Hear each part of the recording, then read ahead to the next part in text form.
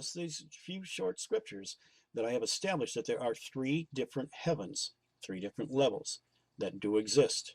Now the problem is, one, with flat earthers will fail to tell you that the Hebrew word for heaven is Shamayim, Old Testament 8064, is the one word used for all 3 heavens. So this is a pattern that can be typical and can trip us up if we're not aware of all of the scriptures pertaining to the same topic or subject. In doing this, we can see, even in Genesis 1 account of creation, that all 3 heavens and firmaments are being described in the initial creation story. Lack of understanding the 3-level heavens is what leads the flat earthers' belief that of what would seem very logical, actually, if there was only one heaven with one firmament. So in their defense, it may not seem so outrageous as most of us might think. True Bible cosmology, however, tells us that there are 3 different realms with 3 different firmaments separating them from one another. Some well-meaning promoters of the flat earth, never having the proper education of biblical teaching, would not know this and are, to an extent, innocently or ignorantly teaching a wrong concept. Others, and many of the well-produced documentaries on the flat earth, know better and are the snakes and deceivers who hold back the understanding because they want you to believe the foolishness with only a limited knowledge of the scriptures and a twisting of them.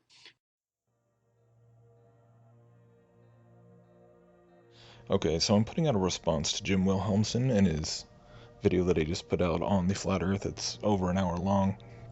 Not because I want to single him out and make it some sort of petty thing. I'm not trying to attack him personally. I have a lot of respect for him as a prophecy teacher and a researcher, and I've been actually following his material for many years now. And so when I saw him come out with this video, I was, of course, wanted to check it out right away. And I just feel led to just respond to a few basic points from his video, not because I'm just trying to single him out, but rather because I think it really does serve as like just a perfect illustration of some very key points that I think are honestly points of real major misunderstanding across the board by a number of people, and especially within the Bible prophecy, arena. And so I think this is just kind of a perfect vehicle to hit on a lot of issues that have been kind of nagging at me ever since I started looking into this, to be honest. And so here we go.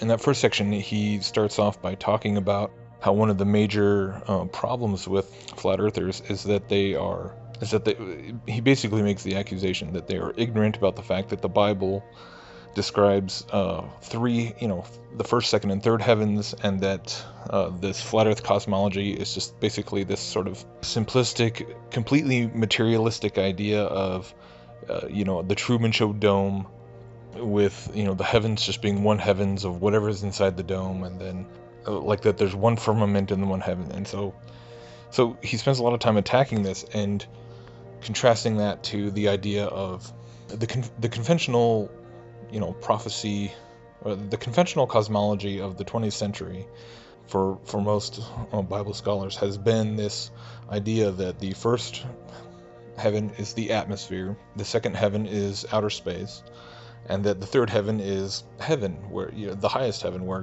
God lives, or at least a higher heaven than just even outer space. And this is a really, really important point that I feel like just has to be hammered home, because what is being, and this amazes me, because what is not being acknowledged is the fact that in this cosmology you are going above and beyond conventional quote-unquote science that NASA and the quote scientific community asserts is the universe, okay? And as such, okay, it is still an enclosed cosmology, and that is the whole point, is that no matter how you want to slice it, no matter how you want to, try and expand or contract or describe things, according to the Bible, the creation is finite. The Creator is infinite. So even if you want to think of this massive universe with billions of light years across, there is an edge to it, right? And this really is counter to everything that the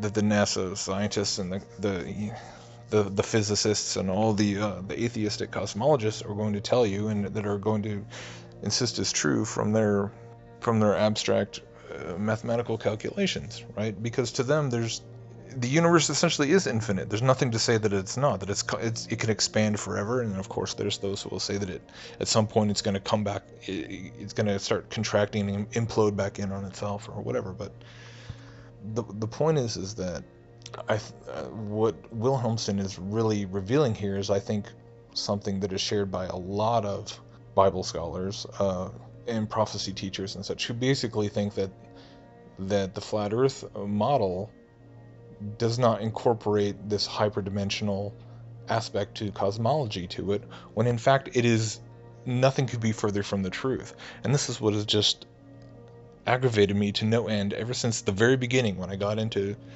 this research and I heard the first thing I listened to after Mark Sargent was Rob Skiba talking to Josh Peck. And they talked for several hours about the flat Earth and everything. And I thought for sure that, this is going to be such a great conversation, because Josh Peck is all about the quantum physics and hyperdimensions and all the stuff that I've been really getting interested in. And I thought, these two topics just have there's so much overlap, and they're I just thought it was going to be this amazing conversation, and they didn't even get into that. And Josh Peck did not even seem to be able to see that within the enclosed cosmology, even this ancient Hebrew cosmology that we've seen, this picture of basically the bubble with the flat Earth in the middle, that doesn't go away. If anything, it becomes even more pronounced and even more central to all of it. And this is the thing that is really, really what it boils down to, is that in this video by Wilhelmsen himself, he actually spends a lot of time openly telling you that his own previously published theories on prophecy interpretation, and he talks about this one with that he's put out for the Prophecy Club and dealing with the tribe of Dan and the three frogs and everything, that it absolutely requires outer space and space exploration as part of the narrative, part of the explanation. And he talks about colleagues such as David Flynn and all these other guys that we're all well aware of. And this is what I think is a real stumbling block to a lot of guys like this, because they've spent so many years digging into things like, there's some kind of secret space program, and that there's the UFO deception and the hyperdimensionality and wormholes and all these things, which he talks about here, and how it's almost as if they think that all this research, to even consider flat Earth, that they have to just throw the baby out with the bathwater, because he himself will tell you that his whole interpretation of all these things with dimensions is all hinges around gravitational theory. And so that's the lens that he is, he's taken something from conventional science, but then taking it far beyond what conventional science says. But then we'll turn around and talk about people who the fact that we were measuring curvature and not able to detect curvature, that's pseudoscience. And yet you're talking about CERN. You can speculate about CERN and things on Mars and secret space programs and all these other things that not to mention the fact that he's talking about the Book of Enoch, and there's a lot of people out there that have a hard time with the Book of Enoch, but Jim Wilhelmsen is not one of them. And so this is just what astounds me, because even in this video he's quoting from Enoch, but then saying that it completely describes gravity and outer space and the belt of the gravitational system, while completely ignoring that there's an entire chapter on the courses of the heavenly luminaries, and it just plainly equates angels and stars and the celestial bodies, and it just you go on and on and on. But it's if you can't really get to that point where you're willing to go, hey, I have years of research, I have years of material that is invested that incorporates the paradigm of space. And this is what because really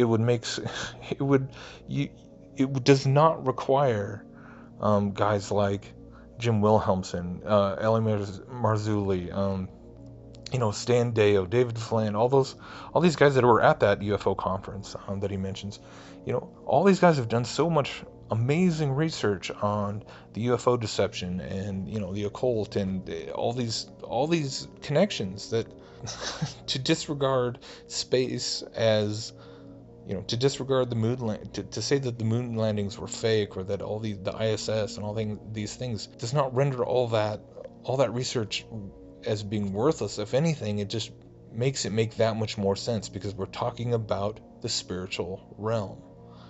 That's why all these occultists got into rocketry. And he even says in his video that he believes that, the space program got into the second heaven and even the third heaven. And when I get to that point, and when I hear this kind of thing being said, it's just, that is the point where I just honestly start to feel a little bit depressed, because I feel like this is the side, because this is the area where somehow, as Christians who are seriously taking a look at flat Earth, are still failing and still not able to get so many of these people on board and see how much it just absolutely, if anything, it validates the work of guys like Wilhelmsen and so many others so much, and yet some of those guys are the most adamantly opposed to it, because they spent years trying to synthesize their theories and their research with certain aspects of what is coming out of free Masonic organizations like NASA, and trying to walk this thin line. And it's a lot of humble pie for some people to have to eat. And I can't say I know what it's like to be faced with that kind of pressure. I've put up videos for less than a year, and I've speculated about a number of things, but yeah, I could be wrong about any number of them. And I don't know what it's like to have written books and done conferences and had my own podcast, and be so invested in certain things to where you just it's easy to talk about being willing to examine one's own work, when I've never been on that kind of a level. But so I say all this with a soberness, because for me that it really is, it's the broader question of cosmology, which is central to it all. And we spend so much time just yammering about flat Earth, so that guys like Wilhelmsen, who should be be at the forefront of this research. He should, this is a guy who's been exploring hollow Earth for, why is hollow Earth not, as if that's not completely contrary to everything that modern science tells you about the globe, and about how all of science works, and gravity. Do you think the hollow Earth doesn't fly in the face of gravitational theory just as much? I mean, come on. I don't know. I don't get it. I don't understand. But if anything, I feel like this just compels me to get more serious about explaining just how compelling the idea of hyperdimensional cosmology within the firmament, that is, we're not just talking about some metal dome over our heads that with a manhole in the top that you pop out and get to God. That we're talking about dimensional realities, spiritual realms that are somehow within an enclosed system. And you can exactly where the lines are between allegory and literalism. There's a lot of finer points that are still up for debate. I don't have some hard set theory. I just think the fact that so many Christians they immediately gravitate to the most characterized idea and characterized model, and then just pick it apart and pick apart straw man ideas, is just so aggravating. So I'm pretty frustrated. I would have left a comment on Wilhelmsen's video. If he's listening to this, I hope he knows that I'm not. I see him as a brother. I see him as somebody that I'd love to sit and have a conversation with. But there, comments were not open on the video. So hopefully some good comes of this.